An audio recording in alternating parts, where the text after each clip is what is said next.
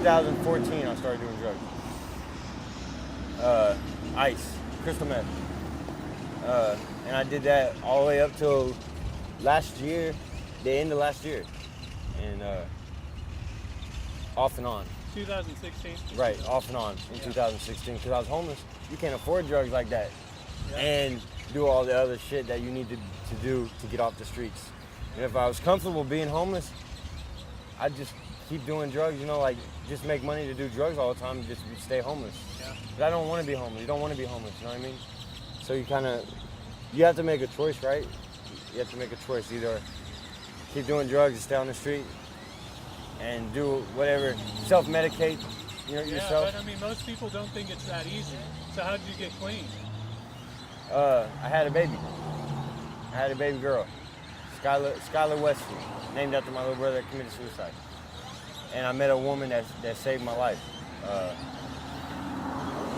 my future wife. And she ain't here right now. The weird thing about that is she lives in a different town at her ex's grandma's house. And her ex lives in the same house.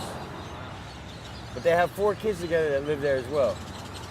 So I see it as her staying there with the kids. That's the way she says it. That's the way I see it. It doesn't matter that he's there. It doesn't matter, where she's at. She's with her kids.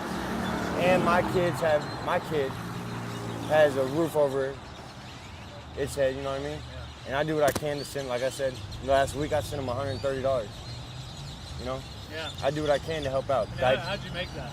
Stand on the corner flying a sign.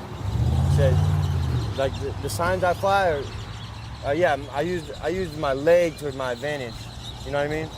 How is that an advantage? I show it off. Arteriovascular malformation, my veins weren't developed right. So like the blood would go down there and die and then resurface on the skin. It would get cracked. If I wear shoes, it would get cracked and infected. It turned into a mass and started growing up my leg. And I had my toes cut off because of infection at 19. So when I got my leg cut off, my wife took care of me for 6-7 years, right? I was, like in a different world. I didn't do shit, man. I fell off completely. In 2013, my little brother committed suicide. And then I went through real bad depression with that and moved me, my wife, and my daughter to Missouri with my mom's side of the family. I wasn't there for him. I feel guilty about that. I wasn't there for him like I should have been. I felt real guilty about that. Survivor's guilt is what they call it. You know what I mean? Yeah. I felt real guilty about that. And it just piled on. My wife met a guy at work and left me for him. 6 months after being in Missouri, she left me for somebody because I was real depressed. I didn't take care of myself. I didn't brush my teeth, wash my ass. No, I didn't put on my leg at all, you know what I mean? I didn't put on my leg at all. I stayed in one spot and didn't do shit. And she got fed up with that. Like anybody would.